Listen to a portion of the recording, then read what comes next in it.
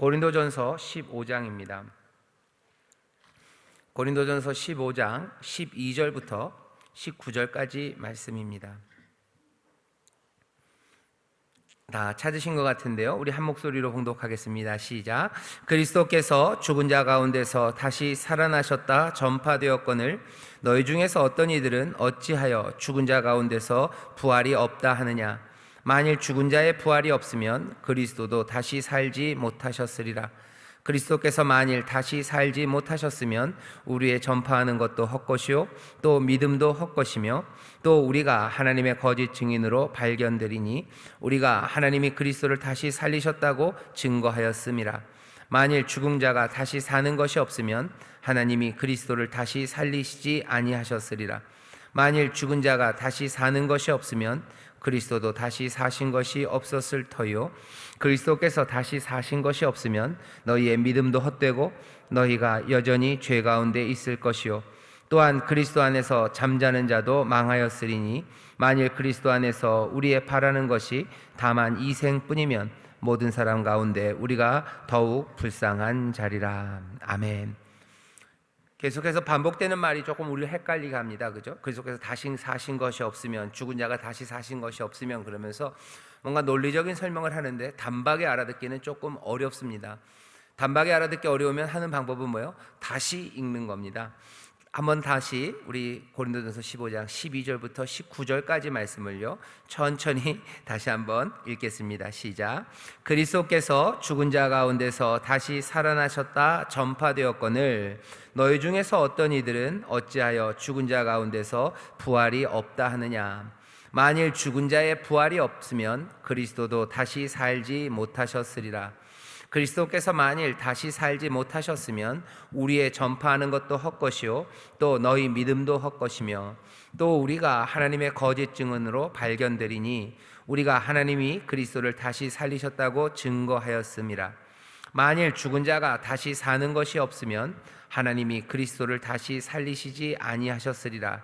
만일 죽은 자가 다시 사는 것이 없으면 그리스도도 다시 사신 것이 없었을 터요 그리스도께서 다시 사신 것이 없으면 너희의 믿음도 헛되고 너희가 여전히 죄 가운데 있을 것이요 또한 그리스도 안에서 잠자는 자도 망하였으리니 만일 그리스도 안에서 우리의 바라는 것이 다만 이 생뿐이면 모든 사람 가운데 우리가 더욱 불쌍한 자리라. 아멘. 오늘 여기 12절부터 19절까지 말씀, 다른 데도 마찬가지지만요, 바울이 얘기하고 싶어 하는 바는 딱 하나입니다. 적어도 누구는 신자들은 부활을 믿어야 된다요. 적어도 신자라면 믿어야 돼요. 신자는 고린도전서 앞에도 나오지만 침례받은 사람들이요. 침례받은 사람들, 그래서 하나님의 백성이 된 사람들, 성도들. 너희들은, 다른 사람들은 몰라도 너희들은 믿어야 돼요. 왜? 만약에 그게 아니면 몽땅 다 꽝입니다. 그럴 수 없다는 거예요. 그럴 수 없다. 너희들에게 그것들을 가르친 우리, 바울과 함께 했던, 복음을 증거했던 우리도 거짓말쟁이가 되고 너희들이 믿는 믿음도 몽땅 다 헛것이고 여전히 죄 가운데 있는 거고, 그리고 이 세상뿐, 부활이 없다면 우리가 세상에서 가장 불쌍한 사람이죠. 왜? 부활을 믿으면서 행했던 모든 것들이 다 헛것이에요. 헛수고한 거예요. 그러니 제일 불쌍한 사람들이죠. 적어도 쓰셔야 돼요. 성도는 부활을 믿어요. 이게 바울이 얘기하고 싶은 겁니다. 안 믿는 사람 있다는 거 알아요. 안 믿는 사람 있죠. 그게 뭔지 모르는 사람 있죠. 세상의 지혜는 거기에 대해서 온갖 다른 말들을 하겠죠. 하지만 예수 그리스도 안에 있는 사람들, 성령 안에 있는 사람들, 성령이 함께 하시는 이들, 성도는 부활을 믿어야 됩니다. 그리고 믿을 수밖에 없습니다. 아니, 믿는 삶이 바로 우리의 삶입니다. 바울이 지금 그 얘기를 합니다. 자, 효와 행복 펴시고요. 제목이 어떻게 되어 있습니까? 부활하신 주님을 믿는다는 것은 무슨 의미인가? 이렇게 되어 있어요. 부활하신 주님을 믿는다는 건 무슨 의미인가? 사도신경에서도 그러고 니케아에서도 그러고 교회는 계속해서 예수님의 부활을 믿는다고 고백했습니다. 무덤에 머물러 찬송하시면 되고요. 예수 내 구주 부활하셨죠. 예수님의 부활을 우리는 믿어요. 한번 우리의 신앙을 한번 잘 돌아보셨으면 좋겠어요. 우리는 정말 부활을 믿는가요? 우리는 정말 부활을 믿는가? 그리고 또 혹시 우리 가운데 부활을 안 믿는 사람이 있는가입니다. 목표는 뭐냐면요, 부활의 신앙, 부활 신앙이 다시 회복돼야 돼요. 그러면 우리의 신앙이나 삶의 태도들이 달라질 수밖에 없습니다. 부활을 믿는다고 하면서 말은 그렇게 하는데요, 사실은 안 믿는 것처럼 살아가는 사람들이 교회 안에 얼마나 많은지 모릅니다. 정말로 부활을 믿는다면, 어떤 사람들이 와서 우리한테 그렇게 물어봐요. 정말로 너네들은 니네가 고백하는 걸 믿는 거니? 라고 물어봐요. 왜냐하면 우리가 믿는다고 고백하는 바 그것과 우리가 살아가는 모습들이 오히려 외부에서 볼 때는 더 이상한 거예요. 정말 너희가 부활을 믿는다는 거야? 믿고 사는 사람들이 그렇게 사니? 도대체 그 믿음이 진짜니? 라고 묻는 사람들이 있습니다. 오늘은 그 질문을 마음에 담고 우리의 믿음을 돌아보고 우리가 고백하는 내용이 도대체 뭔지 다시 한번 확인하고 그 믿음에 합당하게 우리가 살아가는지 그것들을 돌아보면 됩니다. 자, 음성 듣기 첫 번째 단락에 한 10줄쯤 있습니다. 같이 읽겠습니다. 시작. 기독교는 부활 신앙입니다. 교회는 장사한 지 사흘 만에 죽은 자 가운데서 다시 살아나신 예수 그리스도를 믿습니다. 부활하신 예수 그리스도를 믿는다 고백합니다. 이것이 복음의 핵심입니다. 부활하신 예수 그리스도를 믿을 수 없다면 그것은 죽은 믿음, 헛된 믿음일 뿐인 것입니다. 부활이 없다면 예수 그리스도의 십자가 위의 고난은 한가 쇼에 불과할 뿐이기 때문입니다. 더 나아가 한 인물의 기적적인 부활 사건을 다루는 것이 아닌 부활 승천하신 예수님을 믿는 우리에게도 영생을 선물하셨다는 것이 복음입니다. 부활 없이도 여전히 크리스찬일 수 있나요? 부활을 믿지 않고도 여전히 크리스찬일 수 있나요? 부활 없이 부활을 믿지 않고 크리스찬일 수 없다는 게 대답입니다. 없죠. 그럴 수 없죠. 기독교는 부활 신앙입니다. 부활을 믿는다는 건 두 가지 의미예요. 하나는 뭐냐면은 그 부활이 사실임을 믿는 겁니다. 여러분들 그 교재에 보면요, 그냥 네 번째 줄에 있는 게 그거예요. 부활하신 예수 그리스도를 믿을 수 없다면, 예수님이 부활하셨음을 믿을 수 없다면 거기다 밑줄 그시면 돼요. 이건 사실이라고 옆에다 쓰셔요. 우리가 믿는 건 사실이에요. 예수님이 정말로 부활하셨음을 믿는 겁니다. 사람들이 애매하게 얘기해요. 부활 그거는 그냥 뭔가 신화적인 이야기고 그냥 부활의 개념 뭐 이런 거 얘기하려고 애쓰는 사람들이 있습니다. 하지만 우리는 예수님의 부활을 믿습니다. 이걸 이렇게 믿지 않으면요, 우리의 부활을 믿을 수가 없어요. 예수님의 부활이 뭔가 개념적인 거예요. 뭔가 새로운 생명, 거기서 나타나는 새로운 변화, 그런 걸 말하는 거다. 만약에 그렇다면 우리의 부활도 우리가 죽고 나서 뭔가 우리 사후에, 우리가 죽은 이후에 세상에 뭐 새로운 변화들, 그런 거 만들어낼 수 있죠. 어떻게 해요? 뭐 영웅이 죽을 때입니다. 뭐 영웅이 죽을 때만이 아니에요. 뭐 세월호 사건 같은 거 300명이 넘는 아이들과 그리고 거기 승객들, 뭐 승무원들이 죽었어요. 그 죽음이 새로운 거 뭔가를 만들어냅니까? 뭐 어떤 평가를 하든지 한 사람의 죽음은 그 뒤에 뭔가를 만들어냅니다. 이순신 장군이 돌아가셨어요. 그죠? 이순신 장군이 돌아가셨지만 이순신 장군의 그 이야기들이 남아있죠. 그러니 갑자기 이순신 장군이 무슨 얘기를 했는지 생각이 안 나네요. 그 영향이 남아있어요. 전에 없었던 것들을 만들어냈어요. 그런 식으로 한 사람의 죽음이 세상을 바꾸고 있는 뭔가 생명의 역사를 만들어냈다라고 부활을 이해하냐? 아니요, 우리는 그렇게 이해하지 않습니다. 링컨이 죽었어요. 그리고 링컨이 죽은 이후에 뭔가 다른 걸 만들죠. 박정희 대통령이 죽었어요. 그 위에 뭘 만들죠. 아니면 우리의 부모님이 돌아가셔서요, 그 이후에 내 삶과 우리 가족들의 삶이 변화되죠. 그럼 죽음 이후에 변화되는 그 생명의 변화, 그것을 부활이라고 말한다. 아니요, 우리는 그렇게 믿지 않습니다. 사람들은 그런 식으로 얘기하는 거예요. 뭐 팔레스타인의 한 청년이 그렇게 의롭게 살았더니가 세상의 온갖 악함의 그 정수에서, 악함은 악함이지만 악함이 아닌 가장 고상함고 그리고 가장 아름다운 영광으로 치장된 로마와 그 유대인들, 그 유대교, 그 결국은 뻔질뻔질한 그들이 가장 악하게 가장 순수한 청년 하나를 죽였어요. 그 죽음이 그 이후에 세상 사람들의 마음에 불을 지르고 세상의 악함을 드러내고 사람들의 선한 삶에 대한 꿈들, 그것들을 만들어내세요. 그런 방식으로 사람들이 일어섰어요. 그러니 그 생명이 여기 다시 꽃피기 시작한다고 온갖 아름다운 말들로 합니다. 하지만 그 모든 것들이 가리려고 하는 건 뭐예요? 이 부활의 사건이 사실이라는 말, 그 말을 못하겠다는 거예요. 그러니 온갖 아름다운 말로 다 치장할 수 있습니다. 왜? 우리가 그런 것들을 비슷하게 봤기 때문이에요. 영웅들의 죽음이에요. 꼭 영웅, 나라를 구한 사람, 아니면 대단한 장군, 엄청나게 훌륭한 과학자, 그런 사람들 아니라, 사람들은 그러죠. 예수님이 아주 특별한 죽음이라는 거예요. 그러면서 이 영웅들이 만들어냈던 변화들보다 훨씬 더 많은 생명들, 삶들의 변화를 만들어냈으니 예수의 그 선한 삶이 여기저기서 꽃피었다는 거예요. 여기 무슨 민들레 홀씨처럼 십자가에 돌아가신 그 생명이 이제는 사라졌지만 어딘가 뿌려져서 예수 그리스도와 닮은 사람들이 많이 나타나지 않았냐라고 말합니다. 듣기는 아름다워요. 그리고 모든 설명이 다 되는 것 같아요.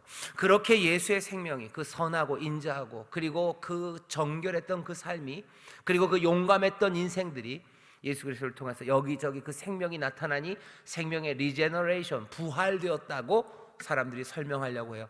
하지만 교회는, 그리고 믿음의 사람들은 그렇게 믿지 않습니다. 모르겠어요. 여러분들 어떻게 믿습니까? 우리는 어떻게 믿어요? 예수님이 부활하셨다는 그 일이 정말로 이루어진 사실임을 믿는 사람들이 우리들이에요. 안 그러면 우리도 그렇게밖에 얘기할 수 없어요. 나 죽은 후에 내 뒤에 뿌려진 여러 가지 내 생각들과, 아니면 내 삶의 영향들과 그 레가시들이 내 자손들이나 아니면 내 친구들이나 많은 사람들의 삶을 일으켜 세우는 생명의 능력으로, 그래서 내 삶은 거기 그렇게 부활된다고 말할 거예요. 근데 우리가 믿는 바는 그겁니까? 아니요, 그거는 아닙니다. 사람들이 그런 식으로 얘기하죠. 지금 제가 얘기하는 그런 방식의 삶이 얼마나 아름답냐고. 예, 아름답죠. 하지만 우리가 믿는 건 그건 아닙니다. 분명히 그런 영향을 끼쳐요. 그리고 그런 영향을 끼치는 방식은 지금 말한 이런 방식은 또 아닐 겁니다. 우리도 훨씬 더 많은 것들을 우리 뒤에 꼽히게 하고요, 훨씬 더 많은 은혜와 평강과 그리고 삶의 변화들을 만들어낼 거예요. 하지만 그렇게 기대할 수 있지만 우리가 믿고 바라는 바는 딱 그건 아닙니다. 우리는 뭘 믿어요? 예수 그리스도가 부활하심을 믿어요. 그러니 우리는 죽은 후에 우리의 육신이 이 장막을 벗고 우리가 죽은 후에 정말로 천사장의 소리와 나팔 소리가 들릴 때 우리가 부활될 것을 우리는 믿어요. 너무 과감해요. 그리고 너무 과도합니다. 설명이 안 되는 일이에요. 왜 우리의 부활이 설명이 안 됩니까? 예수 그리스도의 부활이 설명이 안 되는 것과 똑같아요. 그러니 우리는 뭐라고 고백하는 거예요? 그리스도의 부활이 이제 나의 부활이 된다고 고백하는 사람들입니다. 훨씬 더 믿지 못할 것들을 믿는 사람이에요. 뻔한 것을 누가 믿습니까? 우리는 보이지 않는 걸 믿어요. 설명 안 되는 걸 믿어요. 설명 안 되는 것에 내 삶을 몽땅 다 건 겁니다. 그러니 바울이 얘기하는 거죠. 우리의 설명 안 되는 것에 우리의 삶을 몽땅 다 걸었는데 정말로 부활이 없다면 우리는 가장 비참한 사람이에요. 이거 예배 때 설교는 아니니까 얼마나 비참하냐면요, 그런 거죠. 앞에 트럭이 다 가리고 있어서 진짜 급해서 거기서 응가를 하는데 트럭이 훅 가버리는 것 같은 거예요. 트럭을 믿었죠. 트럭을 믿었죠. 제일 불쌍한 사람이죠. 이거 이렇게 하면 안 돼. 이래서 목사님들이 하지 말라고 그랬구나. 기독교는 뭘 믿어요? 우리는 사실임을 믿는 사람입니다. 이게 제일 시작으로 중요합니다. 그 다음에 우리는 부활의 의미를 믿어요. 예수님이 죽었다 살아났음을 믿어요. 어떤 사람들은요, 부활을 믿는 사람들이 있어요. 누군가 살아났다고. 누가 제일 살아났다고 믿는 사람이 누군지 아세요? 엘비스 프레슬리예요. 엘비스가 죽었나요? 그 얘기 듣고 깜짝깜짝 화내는 사람이 있어요. 엘비스는 안 죽었다고, 부활했다고, 어딘가 살아있다고, 엘비스 살아있다고 하는 사람들이 있어요.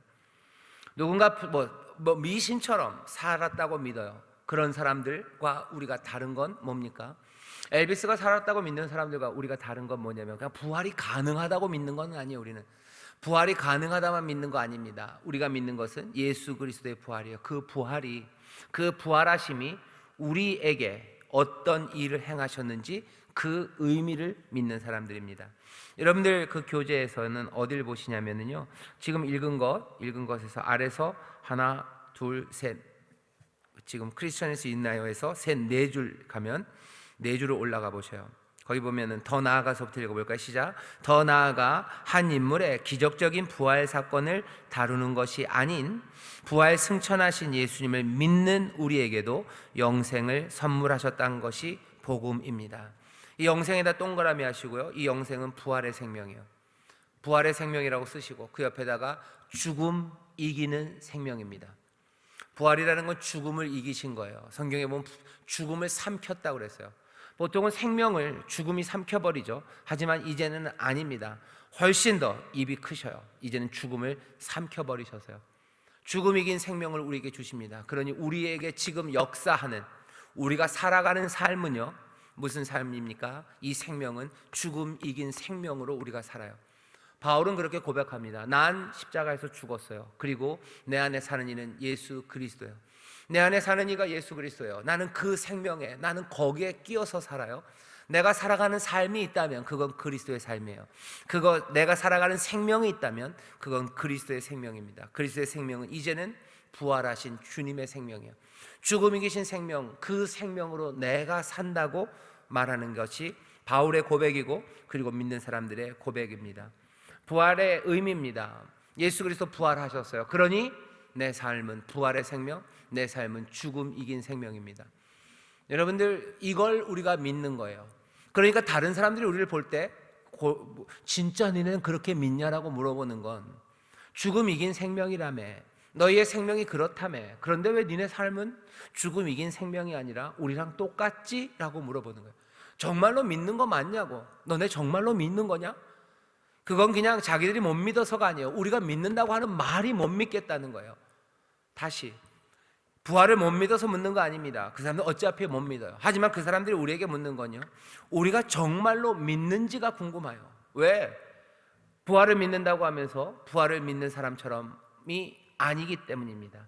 죽음 이긴 생명, 그 생명을 우리에게 주셨다고 우리는 믿어요. 하지만 그 믿음대로 살아가는 것처럼 전혀 보이지 않기 때문이죠. 우리가 살아가는 생명과 똑같아 보여요.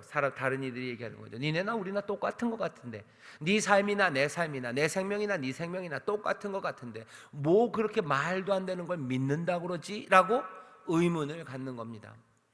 오늘 우리가 이 부활의 믿음, 예수 그리스도가 부활하셨음을 믿어요. 그 부활의 생명이 우리의 것임을 우리는 믿습니다. 그 의미를 믿어요. 확인해야 돼요. 그리고서는 한 걸음 더 중요하게 나가야 되는 자리는, 우리는 그 이 부활의 생명, 이 믿음으로 살아가고 있는지입니다. 이 부활의 생명으로 살아가는 사람들, 그 믿음으로 걸어가는 사람들은요, 지난주 설교했어요. 쳐다본 적 살더라. 다른 삶을 살아가기 시작합니다. 달리 살 수밖에 없습니다. 오늘 그 얘기를 좀 더 해보죠. 우리는 뭘 믿어? 이 둘을 믿습니다. 옆에다 쓰시면 돼요. 사실을 믿고요, 그리고 그 부활의 의미를 우리는 믿어요. 자, 그 다음부터는 조금 긴 이야기지만 그래도 한 10줄쯤 되는 우리 그 다음 단락을 같이 읽겠습니다. 시작. 니케아의 고백과 사도신경에서 부활에 대한 신앙 고백은 일치합니다. 니케아 당시 노스틱주의라고 하는 이단 사상은 이혼론에 근거하여 사람은 육이요 하나님은 오직 영일 뿐이므로 하나님께서 육신을 입고 사람이 되신 것을 부정하였습니다. 그래서 예수님은 하나님의 사람이고 그 위에 비둘기 모양으로 성령님이 오셨다가 십자가에 돌아가실 직전에 비둘기 모양의 그리스도의 영이 하늘로 올라가시고 육체만 십자가에 남겨져 돌아가셨다고 생각하였습니다. 사람들은 이성적으로나 합리적으로 볼 때 부활을 믿을 수가 없습니다.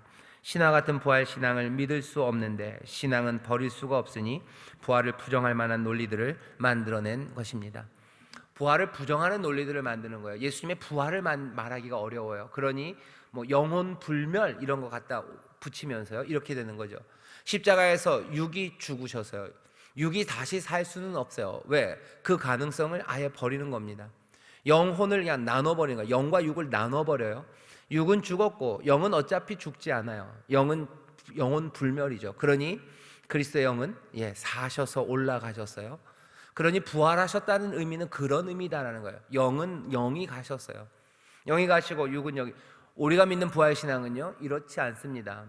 우리는 육체의 부활을 믿는 사람들이에요. 왜? 점점 얘기가 심각해지죠. 그런 거였어? 육체의 부활이었어? 우리가 영혼 불멸 아니에요? 성경은 영혼 불멸이라는 생각과 좀 낯섭니다. 그런 거 우리는 잘 모릅니다. 영혼 불멸, 영혼이 불멸하고, 그리고 육체는 어차피 썩어지는 거고 영은 어디로 가고, 그렇게 가르치지 않아요. 혹시 여러분들이 그렇게 알고 계셨다면 다시 들으셔요. 부활은요, 부활은 몸의 부활을 얘기하셔요. 몸의 부활입니다. 다음에 기회가 나올지 모르겠는데 예수님도 몸으로 부활하셨어요. 부활의 몸이에요.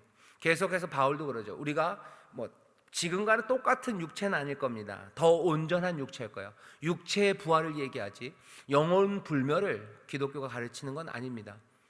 영혼 불멸에 대해서 말하는 여러 가지 종교들이 있어요. 하지만 우리는 달라요. 예수님이 부활하실 때 육은 다 사라져. 아니요, 그렇지 않아요. 먹으셨다고 그러고 계속해서 몸의 부활, 육체의 부활, 새로운 몸을 주셔요. 새 몸으로 일어난다고 그럽니다. 아이들과 함께 무슨 고등학생들, 이거 보세요. 많이 발전을 했죠. 고등학생들 뭐 수련회 같은 거 하면 이제 별별 얘기들 밤에 많이 하죠. 뭐 그런 얘기들을 해요. 그럴 리가 있냐고. 몸이 다 죽으면 썩지 않냐고. 썩으면 다 분해가 돼서 오래전에 분해된 것들이 문제가 생기죠. 왜? 그냥 고기 그대로 있지 않아요. 뭐 파라오처럼 미라로 만들어 놓은 거 아니죠. 미라로 만들어서 거기 있었던 그 물질들이 그 안에, 붕대 안에 다 있는 게 아니에요. 썩으면 뭐 물이 돼요. 관도 썩고 다 썩죠. 그러면 물로 가고 토양으로 가고 뭐 무덤을 만들어 놔도 그렇습니다. 뭐 그러니 바위에다 넣어놓는 거예요. 상하지 않게. 하지만 그래도 그게 뭐 다 안 날아가는 게 아니에요. 분해되면 뭐 입자로 공기로 뭐 다 빠져버리죠. 다 빠져버리고 다 분해되고 나면 남는 게 아무것도 없어요. 게다가 요즘은 뭐 화장 많이 합니다. 화장해서 뿌려요. 뿌리기도 하고 그 단지 안에 있지만 단지 안에 있는 게 얼마나 됩니까? 나머지 것들은 다 어디로 갔어요? 그러면 몸은 어디서? 더 문제는 뭐냐면 그것들이 이제 흑으로 가죠. 그럼 그 흑을 또 누가 먹어요? 흙을 먹고 또 흙에서 자라는 뭐 과일들, 야채들, 그거 동물들이 먹어요. 또 사람이 먹어요. 그럼 몽땅 다 뭐죠? 전체가 다 지구 안에서, 특별히 그 뭐 대기권 안에서 중력 때문에 밖으로 도망가는 건 거의 없을 겁니다. 중력 안에 다 잡혀 있을 텐데 이 안에서 다 돌고 돌아요. 이게 라이언 킹이죠. Circle of Life 그러는 건데요. 이 안에서 다 돌고 돌아서 결국 다 섞였는데 그럼 마지막 날에 어떻게 되냐는 거예요. 그 몸을 어떻게 만들까? 알려드릴게요. 걱정하지 마셔요. 걱정하지 마셔요. 그건 네가 걱정할 일은 아니다 라고 얘기하셔요. 하나님이 알아서 하셔요. 하나님이 알아서 하셔요. 빛을 만드시고 온 땅을 만드신 하나님이셔요. 우리의 정체성은 뭡니까? 그러면 그렇게 다 섞이면 다 섞이는, 아니 걱정하지 마셔요. 하나님이 그 일을 행하시겠다고 하셔요. 염려하지 마라. 그건 내가 걱정할 일은 아닙니다. 우리가 걱정할 일은 아니에요. 우리는 분명히 그 대신 주신 말씀을 믿어요. 몸으로 부활하시게 하실 거예요. 그래요? 정말입니까? 그럼 몸으로 부활하면 어떻게 됩니까? 온전해지면 정말 온전해집니까? 다 설명할 수는 없지만 성경이 말하는 그림들을 우리가 보면 적어도 내가 누군지 그리고 네가 누군지는 알아보게 만들어 주셔요. 우리는 이 경험들을 지금 하고 있습니다. 뭘로 하고 있어요? 성형수술로 하고 있어요. 아무리 바꿔놔도요, 대충은 누군지 알아봅니다. 대충은 누군지 알아봐요. 요즘은 뭐죠? 마스크를 하도 많이들 쓰고 다니셔서요, 사람을 못 알아보겠어요. 그러니까 누구지 싶죠. 그리고 얼굴이 다 안 보여요. 전에는 뭐가 다 보이니까 그랬는데 지금은 마스크 쓰니까 눈만 딱 나오더라고요. 그러니까 이상하게 눈만 보게 돼요. 눈만 보게 되니까 느낀 점이 있어요. 수술을 진짜 많이 하셨다. 진짜 많더라. 진짜 많다. 그런 생각이 훅 들어요. 예, 뭐가 그것만 보면 뭐가 많이 달라졌지만 또 마스크 보면 서로들 알아볼 겁니다. 염려하지 마셔요. 우리를 못 알아보게 하지 않으실 거예요. 예수님 부활하셨을 때 제자들이 단박에는 못 알아봐요. 하지만 주님인 걸 알아봅니다. 아마 그렇게. 어떻게 그걸 하십니까? 하나님이 그거 능히 하실 수 있으셔요. 그건 우리가 염려할 일은 아닙니다. 우리가 붙잡아야 되는 것은 몸의 부활을 우린 분명히 믿어요. 왜 몸의 부활을 믿는 게 중요하냐면요, 이게 삶에 대한 모든 태도들을 다 바꿔놓습니다. 영혼 불멸을 믿는 사람들 세상에서 훨씬 더 위험하게 살아갈 수 있어요. 영혼 불멸을 믿는 사람들, 그거는 뭐 영육의 이원론이죠. 몸, 육체는 별것 아닌 것처럼. 그래서 아주 과도한 금욕주의로 살고요, 아주 과도한 쾌락주의로 살고요, 극단으로 살아가게 되는 건 영과 육의 분리를 믿는 사람들이에요. 오히려 그렇습니다. 하지만 우리는 아니에요. 우리의 영이 잘 된 것처럼 몸의 건강까지 우리는 생각하는 사람들이에요. 그거 이 육신이, 이 몸이 거룩하기를. 고린도전서 뒤에 앞이죠. 앞에 가면 나옵니다. 성령이 너희 안에 거하시는 너희가 거룩한 몸인 거 모르느냐. 교회 이 전체 너희들 안에, 우리 안에 성령이 계셔서 우리를 하나님의 성전 만드는 것처럼 한 사람 한 사람의 몸, 이 몸을 너희 안에 성령이 거하시니 너희 몸이 하나님의 전인 걸 모르느냐라고 얘기하셔요. 육체는 하나님께서 버리실 게 아니에요. 추한 곳에 어떻게 거하시냐? 아니요, 하나님이 거룩하시다고 정하다고 한 것을 사람들이 부정하다고 할 일은 아닙니다. 기독교의 부활은요, 기독교의 부활은 몸의 부활을 분명히 믿습니다. 사람들은 뭐 기독교를 변호해 주려고 몸의 부활이라는 걸 말하기 어려우니까 여러 가지 방식으로 그것들을 뭐 피해 가려고 하는데요. 아니요, 피해 갈 일이 아닙니다. 분명히 몸의 부활로 부활하신 주님이시고요, 우리로 그 부활에 참여하게 하신대요. 우리가 영혼이 되었을 때, 영이 되었을 때 그 거룩함과 고상함을 누리는 게 아니라 우리가 몸을 가지고 지금 살아가는 이 삶 가운데 그 거룩함과 고상함과 아름다움이 있다고 얘기하시는 거예요. 훨씬 더 우리의 삶에 대해서 긍정적입니다. 그리고 우리의 삶을 향한 하나님의 선하심과 그 거룩하심에 대해서 이 부활의 신앙은요, 우리를 뭐라 해야 되나, 영화롭게 만들어요. 우리를 아주 멋진 사람으로 인정해 주십니다. 우리의 육이 못난 게 아니고 우리의 영만 거룩한 것 아니고, 몸의 부활을 믿는 사람들은 그 몸의 부활이 담고 있는 이 육체에 대한 긍정적인 태도, 그 태도를 가질 수 있습니다. 영지주의 사람들은 그러니까 몸은 별거 아닌 것처럼 취급해요. 그러면서 살아가죠. 그게 얼마나 많은 문제들과 그리고 삶을 어그러뜨리는지 우리가 볼 수 있습니다. 자, 이렇게 이해하시면 돼요. A는 사실이라고 그랬어요. 기억나시나요? 기독교는 부활신앙입니다. 사실임을 믿어요. 그리고 그 부활의 생명이 이제 우리의 것이라는 그 의미를, 우리에게 주셨다는 그 의미를 믿어요. 우리는 그 사실과 그 의미를 모두 믿는, 긍정하는 사람들이에요. 근데 사람들이 이 A, B를요 막 섞어 놓습니다. 어떤 사람들 사실도 그러니 그 의미도 몽땅 다 부정하는 사람들이에요. 소위 말하는 안 믿는 사람들이죠. 하나님의 지혜와 이 부활, 은혜로 우리에게 주신 이 믿음에 동참하지 못하는 사람들은요 모두 부정합니다. 예수님이 부활하는 거 못 믿는데요. 그러니 당연히 예수님의 부활의 생명이 이제 우리에게 선물로 주어졌다는 그 의미도 믿을 수가 없죠. 사실과 의미를 몽땅 다 부정하는 사람들이 있어요. 사실은 이게 맞습니다. 둘 중에 하나예요. 몽땅 다 긍정하든지 아니면 몽땅 다 부정하는 게 사실은 쌈박한데, 교회 안에 어떤 일들이 있냐면요, 제일 마지막의 경우는 좀 없어요. 예수님이 부활하셨다는 사실은 인정하면서 그 의미, 우리에게 부활의 생명을 주셨다는 걸 부정하는 사람, 그런 사람들은 좀 없습니다. 하지만 제일 많은 경우가 그 세 번째예요. 사실과 의미 중에서 사실은 부정합니다. 하지만 그 의미는 긍정하는 사람들이 있어요. 뭐냐면 이런 거죠. 그 뒤에 우리 같이 읽어보겠습니다. 요한일서서부터 시작. 요한일서 5장 5절에서 6절로 보면 예수께서 하나님의 아들이심을 믿는 자가 아니면 세상을 이기는 자가 누구뇨? 이는 물과 피로 임하신 자니 곧 예수 그리스도시라. 물로만 아니요 물과 피로 임하셨고 라고 말씀하셨습니다. 예수님께서 분명한 인간으로 오셔서 피를 흘리시고 십자가의 죽으심을 말씀하신 것입니다. 그리스도께서 우리의 고난에 동참하시고 우리의 죄를 사하시기 위해 인간으로 나시고 사시고 죽으시고 장사되신 후 부활 승천하셨습니다. 계속 읽겠습니다. 요즘은 예수 세미나라는 모임을 통해 예수님의 부활 없이도 신앙은 가능하니 비과학적인 부활의 교리에 집착하지 말라고 합니다. 예수님의 부활이라는 사건이 예수님이 이미 가르치신 것에 특별하게 더하는 것이 없다고 합니다. 그러니 얻는 것도 없이 교회에 손해만 되는 부활을 붙잡는 것은 어리석다고 가르치는 사람들입니다. 거기까지예요. 이 사람들 교회를 사랑하는 사람들이에요. 그러니까 교인들일 뿐만 아니라 신학자고요, 성직자들입니다. 지저스 세미나 그래서 꼭 이 무리들, 이 사람들만은 아닌데 성경을 연구를 해요. 예수님의 삶을, 예수가 어떻게 사셨는지를 쭉 보는 거죠. 그러면서 이쪽 사람들이 주장하는 바는 딱 이 얘기입니다. 부활이라는 이 어떻게 보면 과학적으로 받아들이기 어려운 이 이야기를 왜 하냐는 거죠. 그 성경을 읽어보면 부활의 증거도 그렇게 많지 않아요. 그리고 또 이것 없어도 얼마든지 예수님의 가르침에 대해서 좋은 것들 다 말할 수 있다는 거예요. 아니, 부활을 얘기한다고 해서 이 가르침에 한 톨이라도 더해지는 게 없다는 거죠. 부활의 생명이 우리에게 우리가 살아가는, 예수님이 우리에게 가르치신 가르치심에 소망으로 살아라, 아니면 사랑하며 살아라.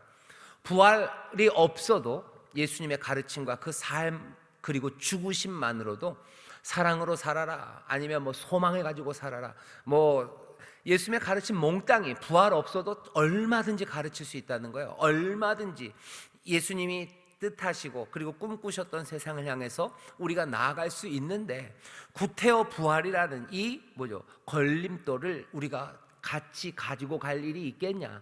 역사적 증거도 부족하고 또 과학적으로 사람들이 받아들이기도 어렵고, 그것도 받아들이면 뭔가 유익이 돼야 될 텐데 유익도 없는 거, 이거 왜 붙잡아야 되는지, 그냥 내려놔도 된다고 얘기하는 사람들이에요. 그거 내려놔도 얼마든지 예수님 사랑할 수 있어요. 그거 내려놔도 얼마든지 예수님이 우리에게 가르쳐주신 그 생명, 그 삶대로 살아갈 수 있다고, 그렇게 논리를 진행하는 사람들이 있습니다. 여기에 대해서 우리가 설명이 할 게 많아요. 할 게 많지만 지금 이 시간에는 우리 나중에 한번 예수 세미나 책들을 좀 한번 보죠. 이게 그렇게 안 됩니다. 그렇게 될 수가 없습니다. 자, 일단 될 수는 없다는 것부터 얘기하고 우리가 일단 믿는 것부터 확인을 하죠. 교회는 일관되게요, A와 B를 주장했어요.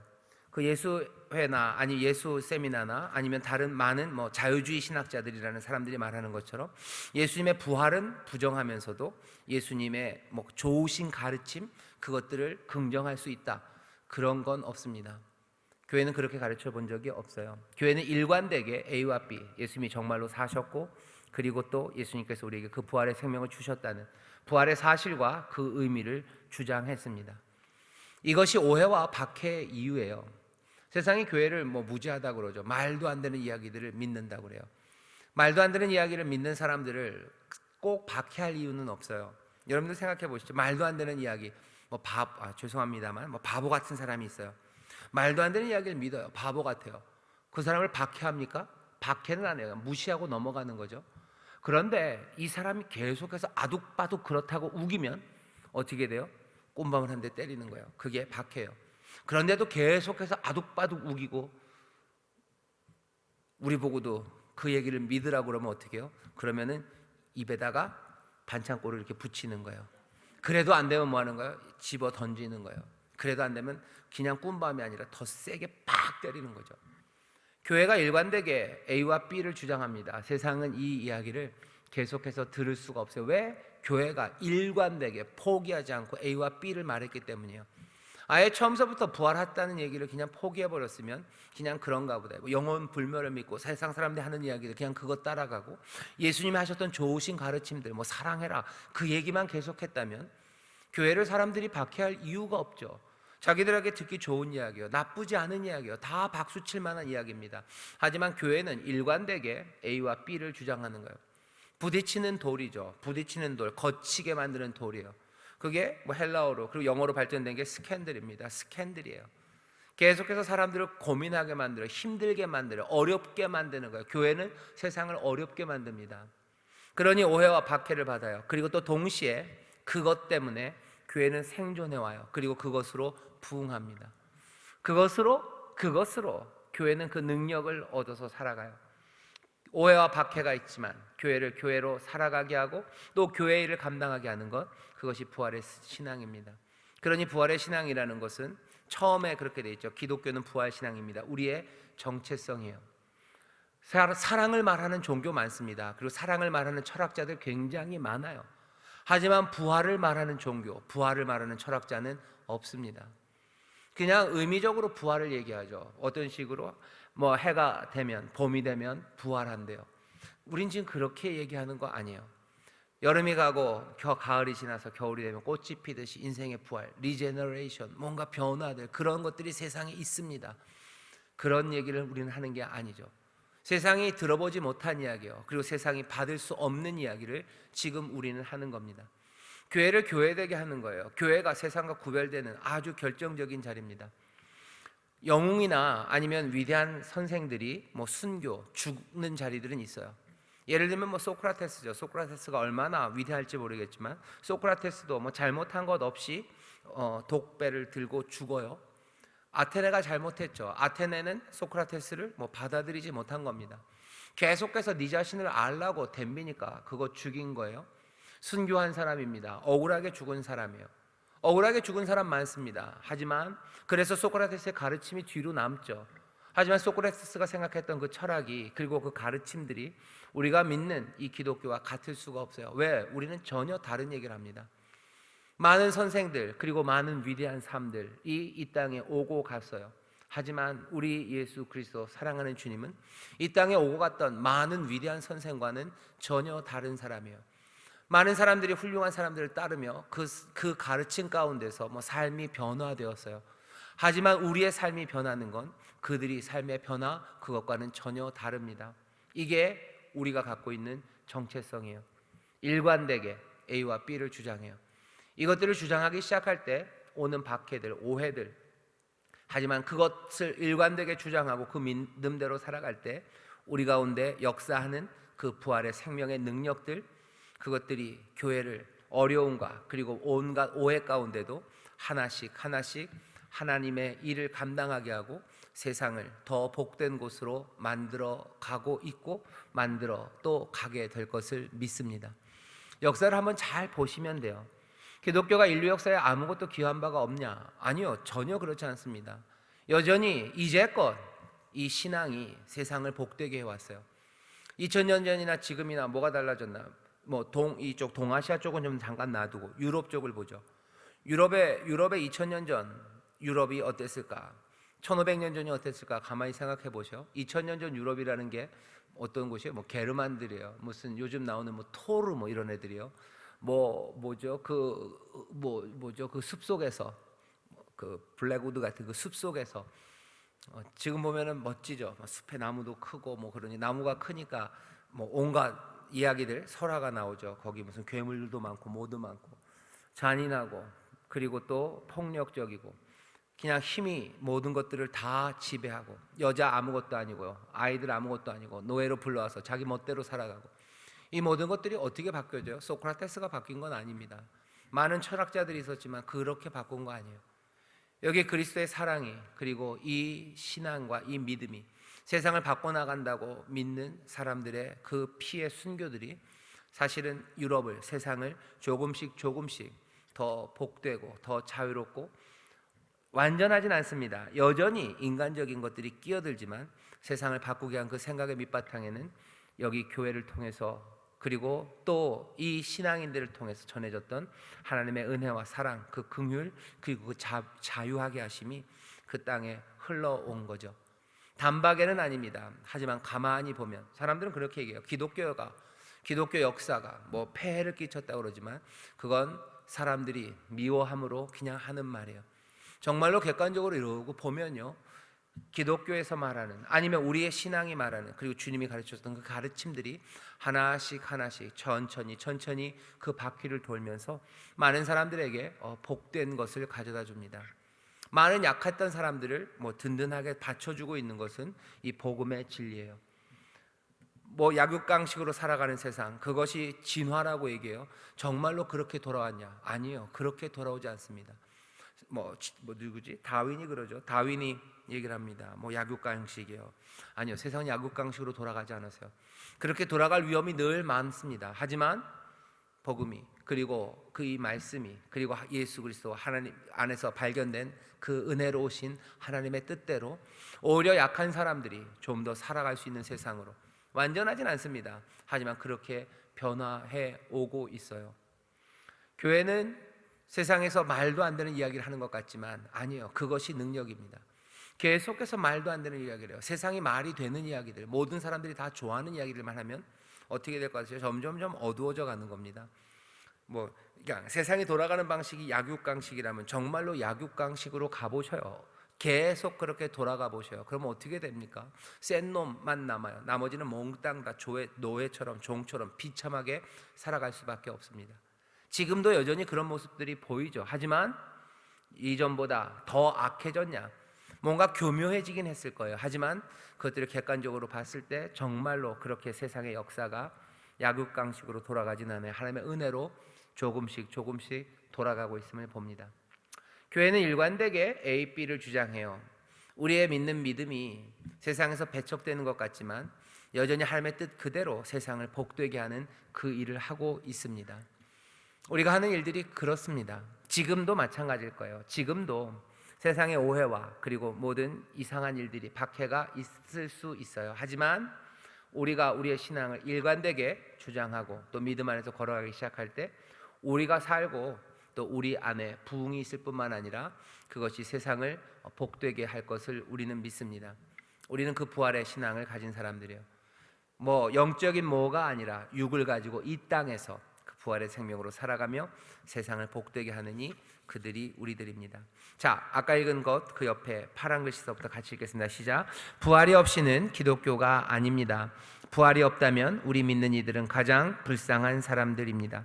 사람이 생각할 수 없는, 상식적으로 이해할 수 없는 선물과 은혜를 준비하신 하나님을 우리는 믿어야 합니다.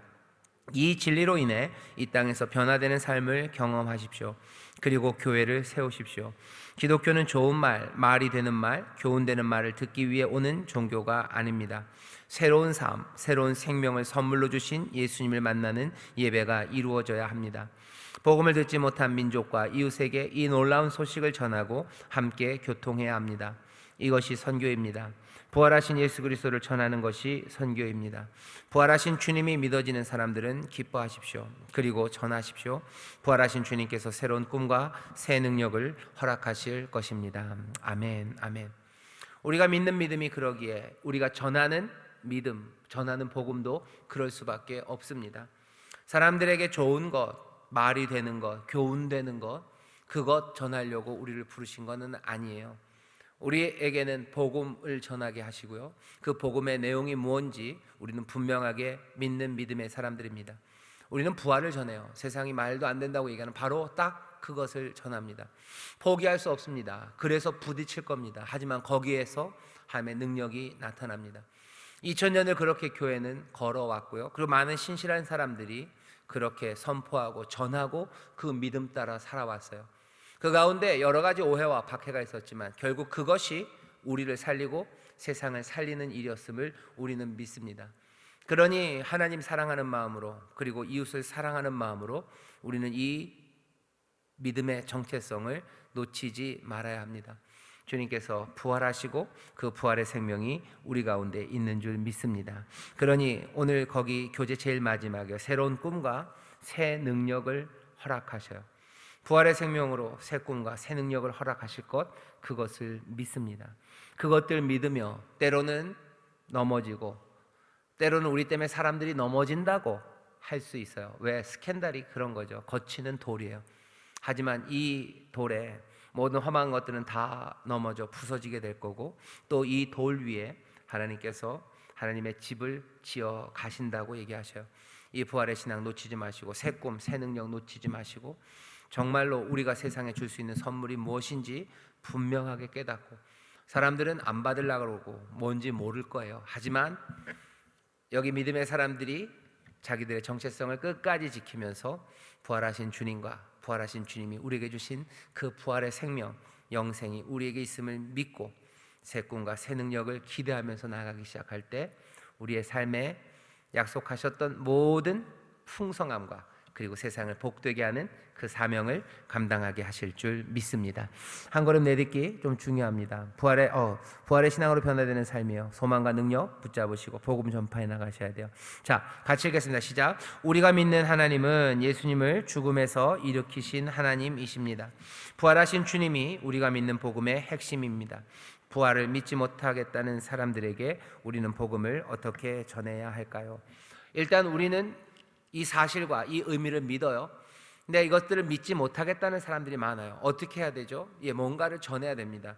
4가지를 얘기했어요. 첫 번째입니다. 어떻게 하셔야 돼요? 부활이 분명히 우리가 믿는 진리임을 확인해 주어야 합니다. 여기에 대해서 뒤로 가실 거는 아니에요. 나 부활 같은 거 안 믿어. 아니에요. 어떻게 요즘에 부활을 믿는 사람이 있어? 라고 말할 것 아니에요.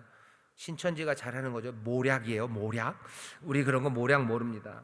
우리는 그냥 모략 모르는 사람들이에요. 우리가 믿는 바를 그대로 말해야 됩니다. 어떻게 그렇게 바보같이 그런 걸 믿어? 그래도 우리는 믿는다고 말해야 되는 사람이에요. 여직도 그런 걸 믿는 사람이 있어? 여기 있다고 말해야 돼요. 부활이 분명히 우리가 믿는 진리임을 확인해 줘야 됩니다.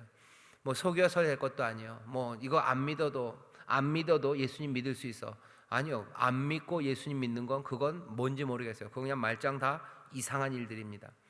부활이 분명히 우리가 믿는 진리임을 확인해 줘야 됩니다. 우리는 부활을 믿어요. 그리고 그 부활하신 주님이 나에게 그 부활의 생명을 주셨음을 나는 믿어요, 믿습니다라고 얘기해야 돼요.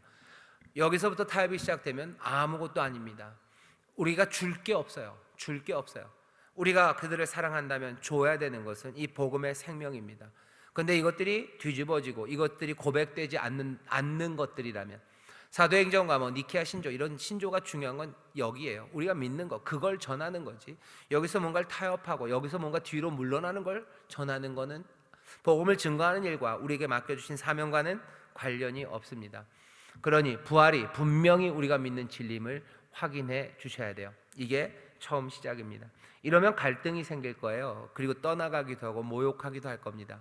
하지만 어쩔 수 없어요. 여기 말고는, 이것 말고는 우리가 전할 게 없습니다. 그걸 피할 거면 뭐하러 교회 다닙니까? 그죠? 그냥 더 즐겁고 재밌는 곳 가시지. 바울이 그러잖아요. 진짜 그게 없다면, 네가 그거 믿지 못한다면 우리가 제일 불쌍한 사람이죠. 제일 불쌍한 사람이고 가장 허망하게 살아가는 사람이죠. 부활이 분명히 우리가 믿는 진리임을 확인해 주셔야 돼요. 그리고 그 다음입니다. 같이 읽어볼까요? 시작. 성경이 분명히 가르치고 있음을 확인해 주어야 합니다. 이건 믿음을 가졌다는 사람들에게 할 이야기예요. 교회 다닌다고 하면서도 에이 부활 그거 안 믿고도, 부활 안 믿어도 예수님 뭐 교인이 될 수 있다고 하는 사람들에게 얘기하셔야 돼요. 성경이 분명히 가르치고 있습니다. 예수님의 부활하셨음을 가르쳐요. 성경이 분명히 몸의 부활을 가르쳐요. 여러분들 그냥 우리 구역장님들 헷갈리지 마셔요. 영혼 불멸이니까 그냥 영혼이 불멸하는 거고 누가 육체의 부활을 믿어? 라고 말하면서 그것이 아주 고상한 것이냐, 성경이 그렇게 가르치고 있는 것이냐 말하는 사람들이 있어요. 그 사람들이 우리를 속이려고 하는 건 아닙니다. 간단하게 말하면 그 사람들은 성경에 그런 이야기가 있는 걸 모르는 거예요. 배운 적이 없는 거예요. 아니면 사도신경을 알고 있지만 그 의미가 뭔지를 생각해 본 적이 없는 겁니다. 적어도 교회 다닌다고 하는 사람들, 믿음의 사람들에게 이건 확인시켜 주셔야 돼요. 우리가 믿는 바가 뭔지 분명해야 돼요. 예수 그리스도 부활하셨고 그 부활의 생명이 지금 우리의 것이고 그 부활은 몸의 부활임을 우리는 분명히 믿습니다. 믿을 뿐만 아니라 성경이 그렇게 가르칩니다. 성경을 못 믿겠다면 그건 다른 이야기예요. 그건 또 다르게 얘기해야 되죠. 하지만 성경을 믿고 나는 그리스도인이다 라고 하면서 성경에 그렇게 기록되지 않았다고 말하는 사람들이 얼마나 많은지 몰라요. 그런 얘기가 어딨냐고 그러는 사람들이 얼마나 많은지 몰라요. 하지만 분명합니다. 성경은 뭘 가르쳐요? 몸의 부활을 가르쳐요. 예수님 몸으로 부활하셨어요. 사람들이 만지셨어요. 본 그대로 올라가셨고 본 그대로 내려오신다고 그러셨고, 우리 믿는 자들도 몸으로 부활한다고, 영광의 몸으로 부활한다고 얘기하셔요. 죽은 다음에 영혼이 갔으니 이제 끝났다. 아니, 그렇게 가르치신 적 없습니다. 이건 굉장히, 그렇게 생각하는 건 이교적이에요. 적어도 다른 종교들은 그렇게 말하는데 많습니다. 하지만 기독교, 우리가 믿는 성경, 그리고 교회가 고백해온 바는 그것과는 달라요. 교회들 중에서도 이것과 다르게 가르치는 사람들이 있습니다. 이건 굉장히 위험합니다. 적어도 교회 정통이라고 얘기하는 처음 시작서부터, 그리고 한 번도 교회가 모여서, 모든 교회가 한 몸으로 모여서 이 신앙의 교리, 이 신조를 바꾼 적이 없어요. 바꾼 적이 없습니다. 사람들은 뭐라고 얘기할지 모르겠지만 바꾼 적이 없어요. 그리고 성경도 그렇게 증거합니다. 그러니 우리는 성경이 분명히 가르치고 있는 바를 확인해야 돼요. 예수님 부활하셨어요. 그리고 그 부활의 생명을 우리에게 지금 주셨어요. 우리는 지금 그 생명으로 삽니다. 그리고 또 뭐예요? 우리는 몸의 부활을 믿습니다. 이것에 대해서 타협할 수 없습니다. 만약에 성경이 성경이 그렇게 가르치냐, 그렇게 가르친다고 얘기해 주셔요. 잘난 척하는 사람들이 있을 거예요. 그러면 잘 들어주셔요. 그 사람들 말이 뭔지 잘 들어주셔요. 하지만 제가 여러분들에게 말씀드립니다. 성경은 분명히 우리가 말한 대로 가르치고 있고요. 그리고 교회는 늘 그렇게 가르쳐 왔어요. 이게 아니라면 그 사람들이 뭔가를 증명해야 될 거예요. 하지만 그 증명이 이루어진 적은 없습니다. 성경은 분명히 몸의 부활과 예수님의 부활하심과 그 부활의 생명이 우리 가운데 지금 역사함을 가르치고 있어요. 여기에 대해서 분명히 확인하고 계셔야 됩니다. 그 다음 이야기는요, 세 번째 읽겠습니다. 시작. 부활 신앙이 만들어내는 변화를 설명하고 보여주어야 합니다. 이건 다른 사람들에게 보여줘야 되는 거예요. 설명해야 돼요. 그리고 보여줘야 됩니다. 부활 신앙이 만들어내는 변화예요. 그 능력입니다. 그리고 그 꿈입니다.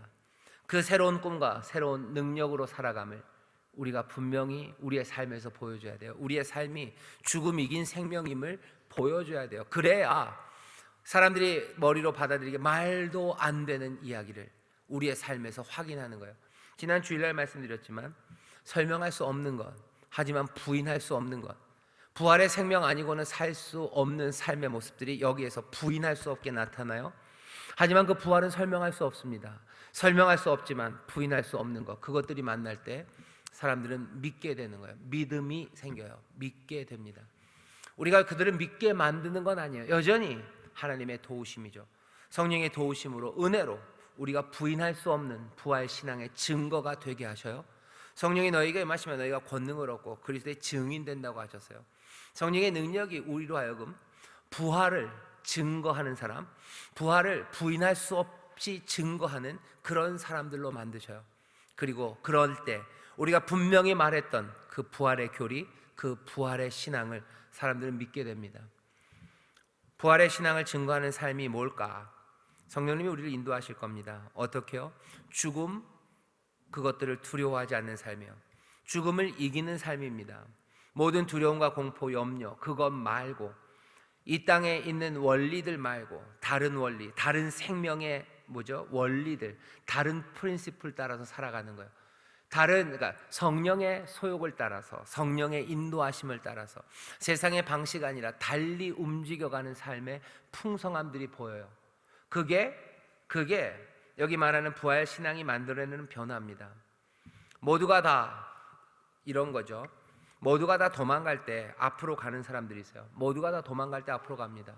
이건 부활 신앙이 만들어요. 당연히 도망가야 돼요. 하지만 도망가지 않는 사람도 있어요. 모두가 다 주저앉을 때 혼자 일어서는 사람도 있어요. 이것들이 계속해서 반복되고 뚜렷하게 보이기 시작할 때, 이 사람들은 다른 삶, 다른 생명, 다른 원리, 다른 마음, 다른 영으로 살아가고 있다는 게 분명하게 증거됩니다. 그러면 이 부인할 수 없는 증거와 설명할 수 없는 그것들을 만날 때 사람들의 삶은 믿음이라고 고백할 수밖에 없게, 그 삶들이 그냥 무릎 꿇게 되는 거예요. 받아들일 수는 없어요. 하지만 받아들이지 않을 수도 없어요. 그때 무릎 꿇고 마음이 열리며 믿음으로 새 생명 앞에 나오기 시작합니다. 우리가 어찌 살아야 될지 사람들이 우리를 보면서요, 너희들이 믿는 게 뭔지 알겠다. 뭔가 너희들이 적어도 다른 걸 믿는 것, 우리와 다른 생명, 다른 삶을 살고 있다는 것, 그것이 분명히 증거되어야만 하고 그리고 될 수밖에 없습니다. 하나님 앞에 나와서 헌신하는 것도 그래요. 헌신하는 게 그렇죠. 사람들은 네가 무슨 속아서 그런 거라 그러는데 사람들은 그렇게밖에 얘기하지 못하죠. 하지만 우리는 부활의 생명이 우리 가운데 역사하기 때문에 사람들이 알 수 없는 헌신들을 하는 겁니다. 이웃을 향한 헌신이에요. 교회와 몸된 교회와 성도들을 위한 헌신이에요. 여기 있는 구역장님들이요, 부활신앙의 증인이 될 수 있는 어쩌면 가장 첨단에 있습니다. 교회가 부활의 신앙으로 살아가는지를 사람들이 볼 수 있는 가장 앞면에 있는 것이 사실은 교역자라는 저들, 그리고 목사님들, 전도사님들, 재직들, 그리고 구역장들이에요. 재직은 잘 안 보여요. 구역장이 딱 보입니다. 어떻게 보여요? 구역장들이 살아가는 삶의 방식이에요. 부활의 생명으로 살아가고 있구나, 죽어가는 사람들, 우리와 같은 사람들의 삶의 방식, 그 생각으로 살아가는 사람들이 아니구나라는 것이 분명히 증거되는 곳은 여러분들 구역장님들의 삶이에요. 구역원들이 여러분들 볼 겁니다. 여러분들이 교역자들을 보는 것과 똑같아요. 아마 교역자들도 긴장하셔야 돼요. 왜? 구역자님들이 여러분들을 봐요. 갑자기 저도 긴장이 되네요. 저도 긴장이 됩니다. 다른 방식으로 살아가요. 세상의 원리와는 전혀 달리 살아가요. 쟤들 왜 저러냐라는 이야기가 나오는 게 맞습니다. 우리가 몽땅 다 세상에서 이해받는다면 그건 뭔가 이상합니다. 그럴만해, 그러는 거구나. 아니요, 그러지 않아요. 우리의 삶을 보고 두려워 떨어야 돼요. 우리의 삶을 보면 이게 뭔가 싶어야 돼요. 우리의 삶을 보면서 가슴이 덜컹덜컹 해야 됩니다. 다른 세상, 다른 생명이 있음을 어렴풋하게 보기 시작해야 돼요. 부인할 수 없고 하지만 설명할 수 없는 무엇, 이 땅의 것이 아닌 것, 이 땅의 생명이 아닌 생명, 죽음, 거기에 무릎 꿇지 않는 생명, 그 삶이 여러분들 구역장님들을 통해서 증거되는 거죠. 세상은 처음에는 오해하고요, 그리고 박해할지 모릅니다. 하지만 이것이 끊임없이 그 새로운 꿈과 능력으로 변함없이 나타나기 시작할 때, 또 하나님의 은혜 가운데서 그 마음들이 깨지기 시작하고 믿음으로 나오기 시작하는 거예요. 여러분들의 헌신을 세상이 잘 이해 못합니다. 그리고 자기들 마음대로 갖다 붙여요. 뭐라고요? 구역장들이 헌신하고 자기를 희생하고 삶을 내어드리는 거예요. 아이고, 그래서 뭐 복 받겠다 그러는 거야? 그건 지들 생각이죠. 우리는 그렇게 생각하지 않아요. 하나님이 나에게 주신 생명, 그 생명 가운데 주가 우리를 부르신 부르심에 그 사랑에 나오는 거예요. 이거 한다고 뭐 돈 버는 거 아니에요. 이거 한다고 무슨 내 자식이 뭐 수능 등급이 아니면 학교 뭐 평가가 올라가고 그래서 나오는 거 아니에요. 하나님이 우리를 부르신가, 내 안에 있는 생명이 나로 하여금 다른 길을 걸어가게 하시는 그 감격과 감사로 나오는 거죠. 사람들은 예배하는 거 뭐예요? 예배하면은 무슨 헌금 때문에, 돈 때문에 뭐 그렇게 이해하라고 그러셔요. 그렇게밖에 안 된다면, 우리가 아직 그렇게밖에 안 보였다면 가슴을 칠 일입니다.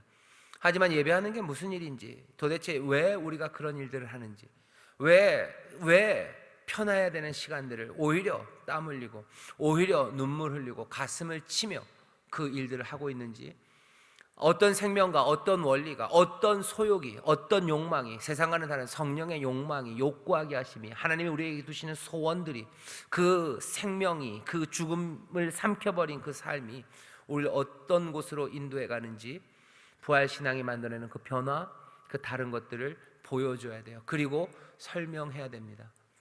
이게 어려운 일입니다. 어려운 일이에요. 그리고 간절히 바라야 되는 거고, 하지만 포기할 수 없는 꿈입니다.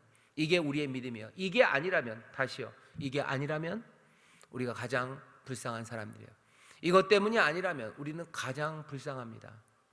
하나님이 우리를 사랑하셔서 우리를 이 은혜의 자리로 부르셨어요. 예수 그리스도 그 은혜 가운데 우리에게 생명을 주시려 십자가 지시고 부활하시고 우리를 그 믿음으로 인도하셨어요. 모든 것들이 잘 왔습니다. 그런데 이 믿음을 붙잡지 못하고 이것대로 살아가지 못한다면 너무 가슴 아파요. 우리의 신앙 자체도 가슴 아플 뿐만 아니라 그리스도가 하셨던 그 모든 일들이, 그 일이 뭐요? 희미해지는 거예요. 슬픔이죠.